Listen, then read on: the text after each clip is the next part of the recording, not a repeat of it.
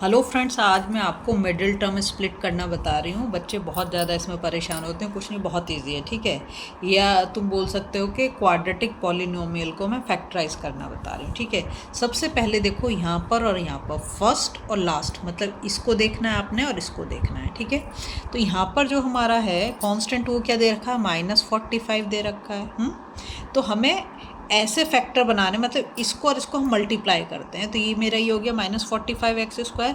और जो बीच वाला है ना, ये जो बीच वाला टर्म है, इसको हमें क्या करना है, प्लस या माइनस करके इसको हमें लेके आना है। मतलब मुझे 45 के फैक्टर करने हैं, तो मैं इसे 3 से कर रही हूँ। 3 1 जा 3, 3 5 जा 15, ठीक है।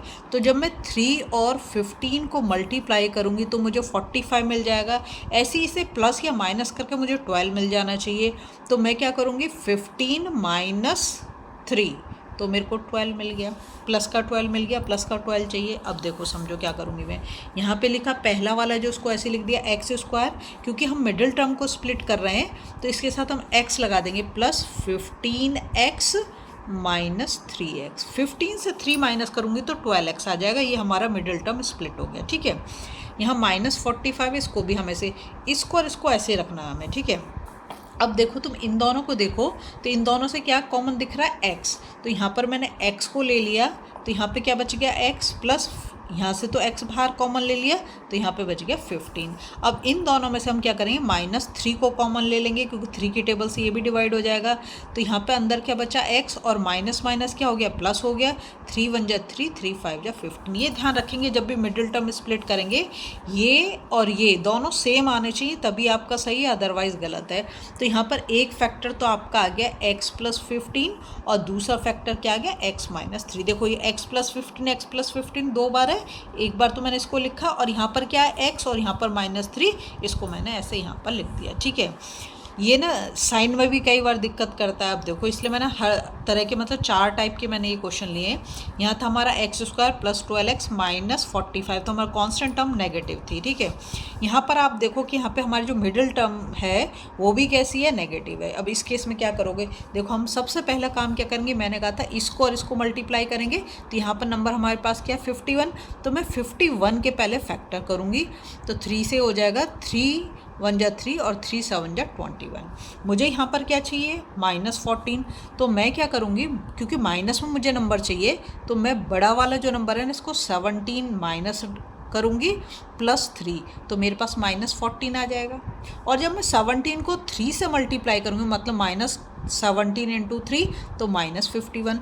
तो मेरे दोनों काम हो गए। -51 चाहिए था, वो भी मेरे को मिल रहा है, और यहाँ पर -14a चाहिए था, वो भी मेरे को मिल रहा है। अब हम यहाँ पे कैसे लिखेंगे, पहली टर्म को ऐसे लिख देंगे, a²। मिडिल टर्म स्प्लिट करना है, तो मैंने क्या निकाला, -17a + 3a। 17 से 3 को माइनस करेंगे तो हमारा नेगेटिव नंबर बढ़ा है, तो नेगेटिव में ही हमारा आंसर आ जाएगा, -51। लास्ट और फर्स्ट को ऐसे लिखा है।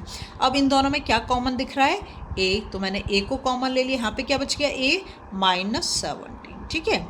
नेक्स्ट देखो, यहाँ पर क्या है हमारा, ये 3a। तो इसमें से मैं क्या कर रही हूँ, +3 को कॉमन ले रही हूँ, तो a बच गया, माइनस, जब 3 से इसको हम डिवाइड करेंगे, 3 1 जा 3, और 3 7 जा 21। देखो, a -17 और a -17 आ गया, तो पहला फैक्टर तो हम यही लिख देंगे, a -17। दूसरा क्या लिखेंगे हम, a + 3। दूसरा फैक्टर क्या हो गया, a + 3, ठीक है। नेक्स्ट, अब हम यहाँ पर देखो, इसमें फर्स्ट टर्म तो क्या है हमारा x², और जो कांस्टेंट है वो क्या, 45। तो 45 के हमें फैक्टर करने, हमेशा लास्ट वाले के ही। 3 से करेंगे हम इसको, तो 3 1 जा 3, और 3 5 जा 15। मुझे यहाँ पर क्या चाहिए, 14x चाहिए, है ना। 14x लाने के लिए फिर मैं इसको 3 से कर दूँगी, 3 5 जा 15। तो अब देखो क्या हो गया यहाँ पर, अगर मैं फैक्टर करूँ, 3 3 जा 9, और 9 5 जा 45, तो मेरा हो जाएगा कैसे, देखो ये तो 3 3 जा 9 हो गया, तो 9 × 5 करूँ तो 45 मुझे मिल रहा है। पॉजिटिव है सब कुछ, तो कोई प्रॉब्लम नहीं है। और 9 + 5 करूँ तो भी मुझे बीच वाला 14 मिल जा रहा है ना। दोनों काम हो गए। तो मैं यहाँ लिख दूँगी x² प्लस, ये हो गया मेरा 9x + 5x + 45, दोनों के साथ एक्स एक्स लगा दिया। इन दोनों में क्या कॉमन नज़र आ रहा है? एक्स, तो एक्स को कॉमन ले लिया, क्या बच गया? एक्स प्लस 9, यहाँ से तो एक्स बाहर आ गया तो 9 बच गया।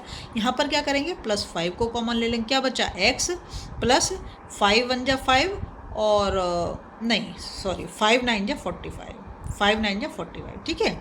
तो अब हमारा दोनों आ गया एक्स प्लस 9 एक्स प्लस 9, तो एक फैक्टर तो हो गया हमारा एक्स प्लस 9 और दूसरा क्या हो गया? एक्स प्लस 5, ठीक है। नेक्स्ट देखो यहाँ पे 120 दे रखा है और बीच में हमारा जो है -22 है, तो हम 120 के ऐसे फैक्टर कर दें कि हमें बीच में चाहिए -22। तो अगर मैं इसको किससे करूँ? 3 से करूँ तो 3 4 जा 12 और 0, इसको 2 से करती हूँ, 2 2 जा 4 और 0 है ना, फिर 2 से करती हूँ तो 10 और 2 5 जा 10, ठीक। तो हमारा हो गया 3 2 जा 6 6 2 जा 12 हो गया, 3 2 जा 6 6 2 जा 12 और 2 5 जा 10।